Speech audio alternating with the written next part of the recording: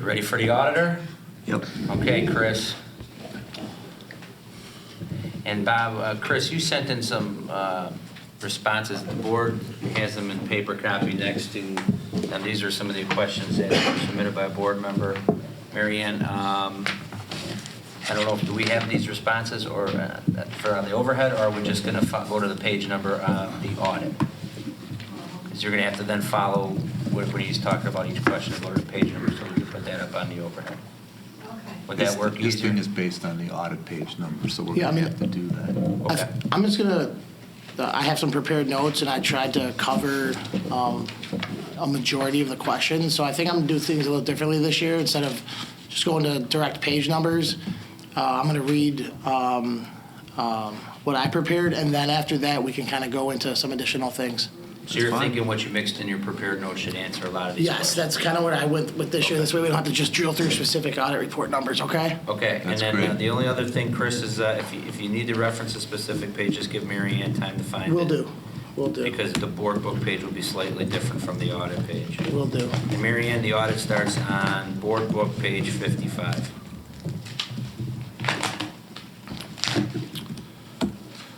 Okay, so I always like to start with the district's financial profile score from ISB because it gives a good summary of the district finances as a whole. The highest attainable score is 4.0.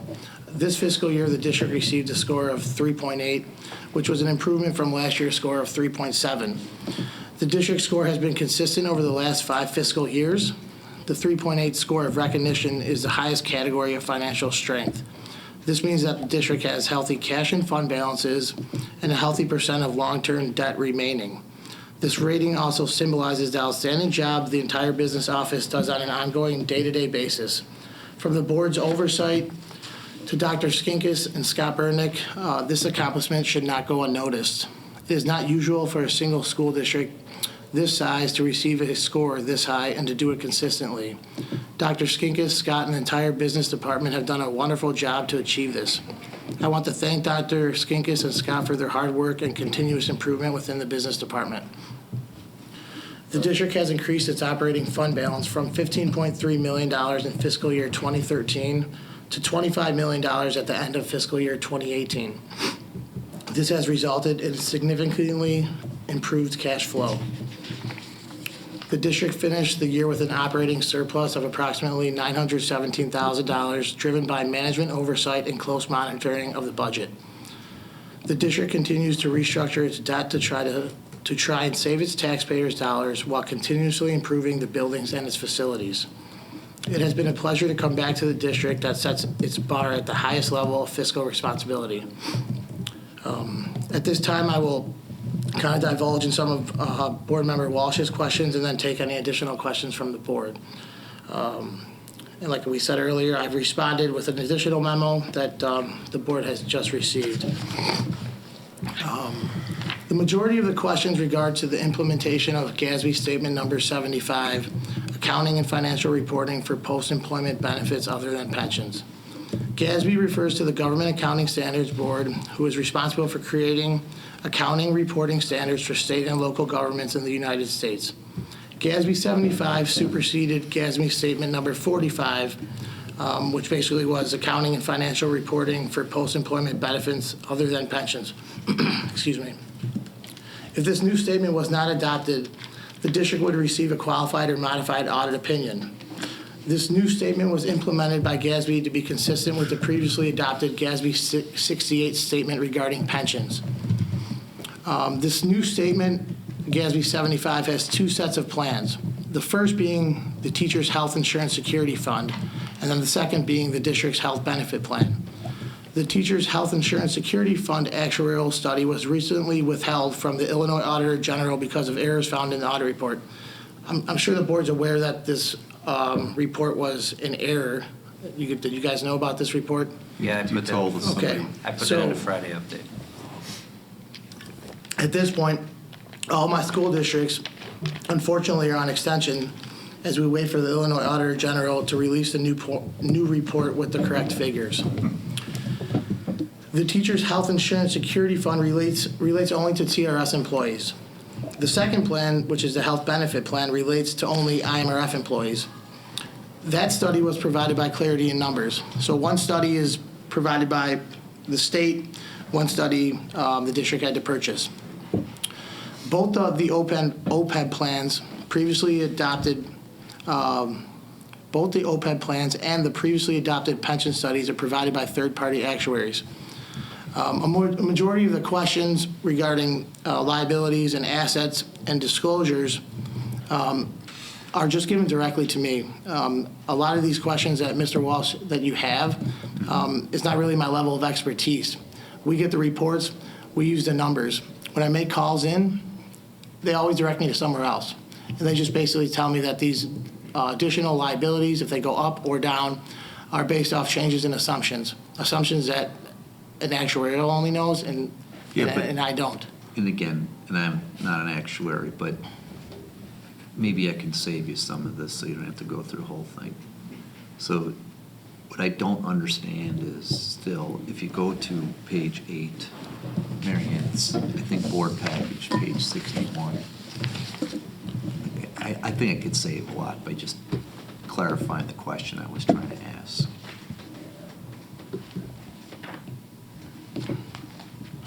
That's not the right, is that? One more 61, Mayor. Pardon? 61 of board book. 61? This table 1. yeah. Scroll down to the next, to the bottom. Okay, that one. That's there. one. Go down a little bit more so you can see the number that's highlighted. Okay, so you've had to marry up two different Right. accounting statements. Right. And one thing that changed in doing this, it went from a 2-year study to a 3-year study. From a 3 to a 2. Excuse me, from a 3 to a 2. And it's just an actuarial study. Correct. I still don't understand if that's all we did. Why is there an $11 million credit this year and there was 0 last year? Because that $11 million, the majority of that $11 million is strictly from Teachers' Health Insurance Fund, which that's the report that I'm talking about that the Illinois Auditor General has withheld. I don't know if that number. So it might be wrong. This is the one they're going to maybe correct. It could be 2. Because again, I'm not an actuary. Right. But going from doing a 2-year analysis to a 3-year analysis on the same people with the same numbers. Right. Shouldn't have had an $11 million adjustment. I mean, Okay, so the thing is, we can't know because that could be completely wrong. it could be higher though. That's my fear. I have districts, some of my bigger districts, like Woodstock's 200, $70 million liability. Okay. I mean, these numbers are substantial. And unfortunately, I don't necessarily know why. When I talk to the internal auditor of the centralized management services who basically administer this, then somehow it's now flowing through the Auditor General, told me that in his area, one individual person is costing their system $30,000 per year. So if you look at the entire state in terms of with teachers, it would make sense that this liability would be tremendous. Now, that number only relates directly to if everyone in that district retired. So we're talking about 22, 23-year-old kids out of college that are being put into that study. So again, that part we'll get to. But so one thing, Kevin and Scott, is when we figure this out, if it does end up being like this huge from 0 to 11 million, whether it's more or less, it's millions of dollars. We need to have an explanation of why it changed. Because the one thing that we have to be a little careful about, again, you without doing it, you understand the actuarial value of this and this, but technically it's still a liability of the district. It's kind of like when they go, how much is the pension liability for the state? Is it 100 billion? Is it 150 billion? It's a way of calculating it. It may never rise to either one of those numbers. It could get bigger depending upon how interest rates are, right? You're absolutely correct. But technically, this is a liability of the district. Correct. Even though it may never materialize for us. Right, and this liability this does not affect your fund financial statements. This liability is only put on for GASB 34, so that's your first 2 exhibits of the audit report.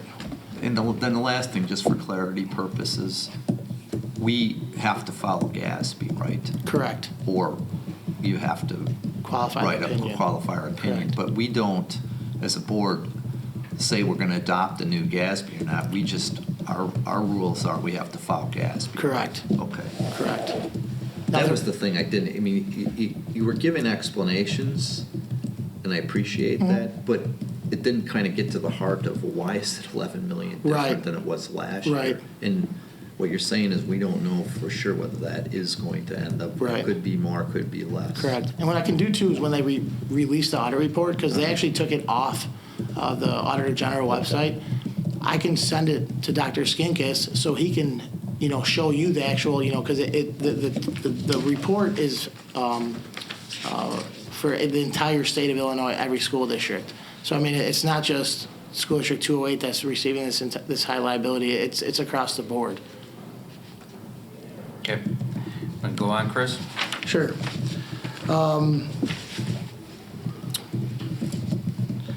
Another question you asked about last year's audit report, if it was being correct or not.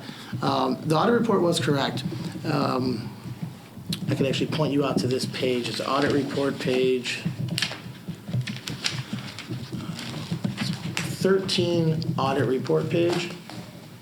64, Mayor. Is that the right one she has up there, Chris? It is. Yes. So you see some of my Numbers highlights, highlighted. and they're actually highlighted. So what happened when I was doing my GASB 34 work paper, I realized that I did not allocate the 2014 and prior debt service. It was actually a refund to the debt service line item. So it wasn't a change that I had to make, but normally if I find something like that, it wasn't material, I felt like I should change it to be more transparent. Okay. So that's why I did it. In total, property taxes still remain the same. It's just between the two classes, since I made that mistake, I obviously wanted to just correct it, just to obviously make the audit report correct. Got it. You asked about the increase in the debt service other expense line item, which is on audit report page 17, more or less 18. And if you could scroll down to the bottom, keep going.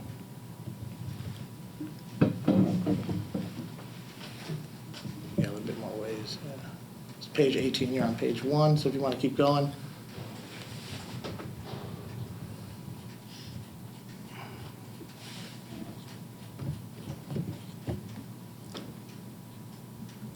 Keep going.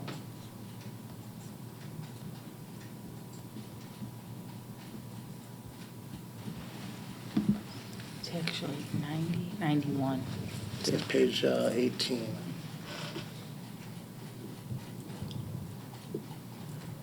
'92, Mayor. 92, 91, 92, yeah. Board book, page 92.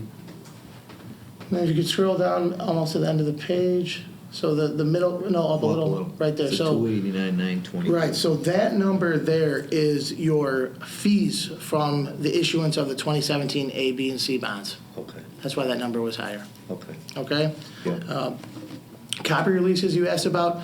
Copy releases are now included as capital leases under Note 5. They haven't been considered operating leases since the fiscal year 2016 audit. So in 17, we got new copiers. We switched over to a capital lease. Okay. Okay? And then I think that kind of covered most of your questions. I do too. Does anybody else have any questions they want to ask? This is John. for anything? Yeah, For on anything. the audit, anything on the audit, that's what it's here for. But anything I possibly could answer, go ahead and ask You me. want to know I mean, what we're changing in classes? Yeah. Sure, I don't think we should ask. Okay, let's see, I'm looking at, I may have asked you this a year or two ago, too. It's on the pension obligation. Okay. I Is that was just with- reading it here. I think it's like page 111? So the notes, I'm assuming, pension disclosures? Yeah, I think, right, I think. 1 second, Chris, I'll get you there. It's your page 36. 37 or, 36 is 111. 36 is 111 board book. so it'd be 37 of the audit. Okay. Pension liabilities, pension expense, Sure. That, John? Right, so I'm just trying to understand this. Do you have that? Yeah, I'm here. So this is employer's proportionate share of the net pension liability. So that's ours is 1.2 million, is that Correct. right? Correct. So how do they get that? So this one here, this is going to be TRS. This report is given me directly from TRS, who uses a third-party actuary. Sure. To be honest, I don't necessarily know how they come up with the percentage between the employer's share versus the state share. For your size of your district, this is a pretty good number compared to the other ones I've seen. But for me to explain to you how they come up with this, again, would have to be something that maybe me and Scott should contact TRS, and they're going to direct us to someone else and to someone else. And it's kind of how the state's been with these pension liabilities. It's very difficult to get any answers from these people. So if you look at the second line, that 85 million, that's potentially what our teachers here and our pensioners are owed? Correct. The whole 87 million. The whole is all. 87 million, Right. The right. state owes them. But again, 85. that's if everybody in the district Retired. tomorrow. Yeah. So If they're everybody retired tomorrow. correct. Everybody. Even if they were 25. Correct. What's our share of the TRS premium? Do you know? For the employer or what the teacher? Our share, or the employer? It's like 0.58 and Okay. Somehow they came up, it's about 1.5% of their Yeah, liabilities are, so. it's 0.58%. And then So- 9.4% credible earnings. That's for the teachers. That's for portion. teachers. Correct. Teacher portion. But the employer portion. It's less than 1%, right? Yes. Something to that nature, yes. So that share of the liability of ours is 1.5%. So Right. it's probably somewhere in line with what our share of the premium is. Right, and then obviously then, in the note too, it talks about now TRS is working on going to tier 3. Right. Which, from what I've been hearing, some districts are kind of being used as the guinea pig. School District 158, one of my clients, their payroll director has been working with TRS, but it looks like this tier 3 is going to be basically about a 403B plan. Right. And what I've heard too is that these millennials, they don't even understand what a pension is.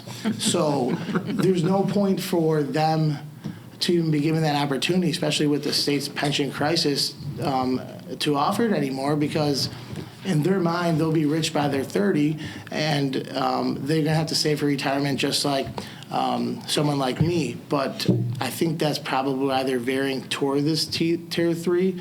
But again, nothing's set in stone with that. And if I do hear anything else, I will obviously send a memo to brief Dr. Skinkis, Scott, and the board. So this 85 million is more of a total, grand total of any potential future obligation for anybody that's here now. Correct. What's a reasonable number in terms of like current payments? See, that's in there. That's in the note disclosure. So like, I'll just. Sorry to put you on the spot. No, it's okay.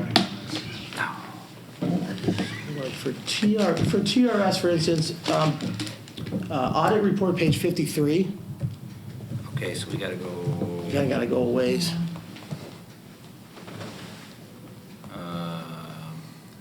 131. So you see here, this is the schedule of employer contributions for TRS. So the district's we were only required to contribute $67,000. We contributed $89,000, and that difference is basically kind of goes to federal funds. It's kind of a misleading schedule. These schedules are mandatory. I wish they would actually lengthen this so it would actually show we aren't owed $21,000. It's kind of covered within that federal amount. But as you can see here, for 17, we paid $90,000, not $1.8 million.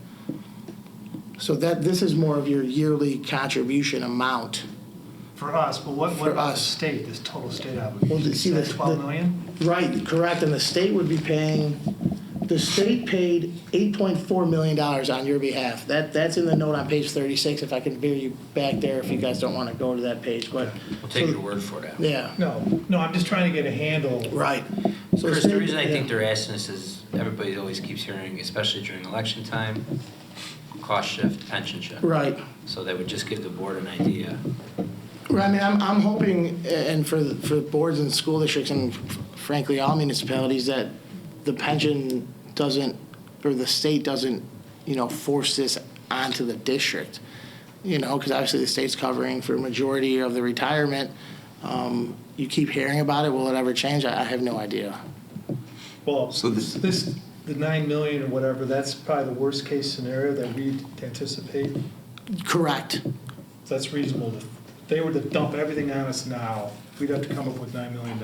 That would be correct, yep. Yeah, it would, And that's it- almost half our budget. And that $85 million with the state is our portion of how they talk about that 100 billion to 100, the total. 150. And that's why I think they're switching to this 403B, so it can be Get out taken from off the under. state side, and then districts can, budget accordingly just in case that happened.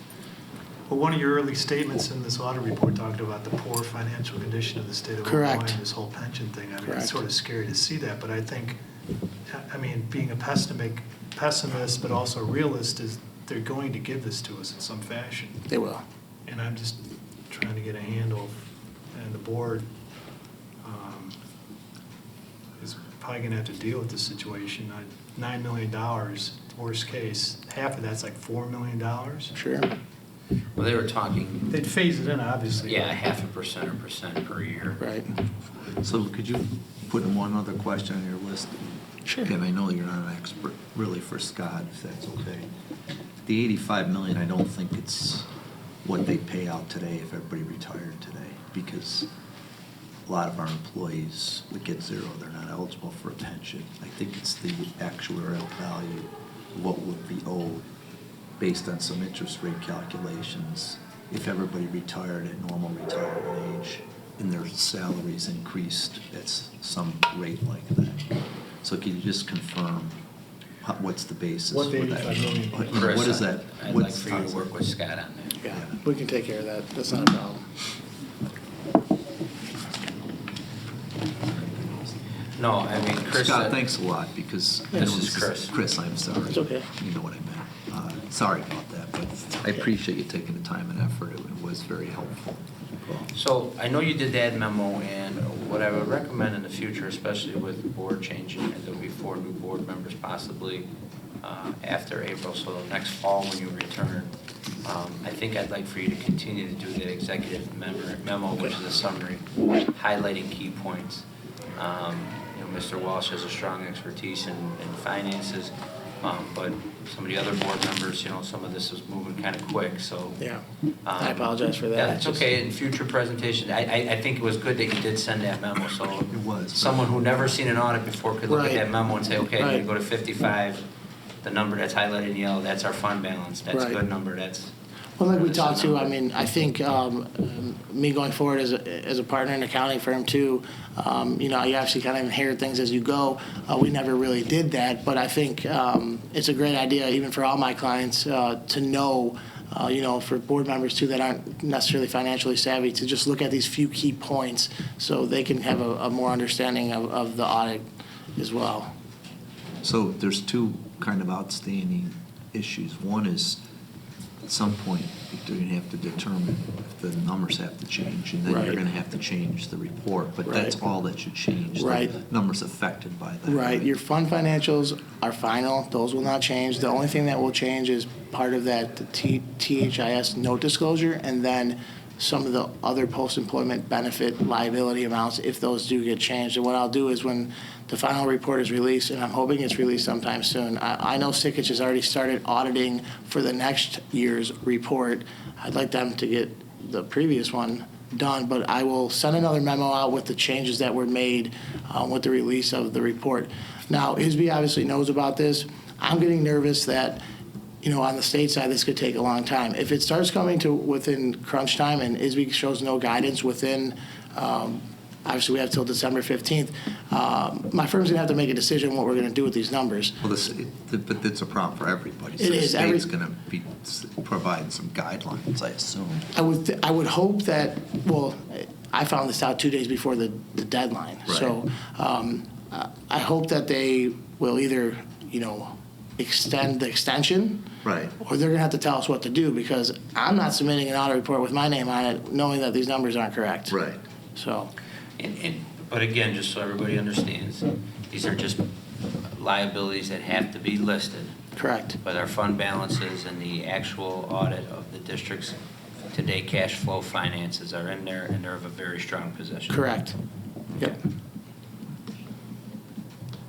Thank you very much, Chris. Thanks No for your other time. questions. Not a problem. Appreciate it very much. Take Good care, job, everyone. Chris, thank you. Have a great evening.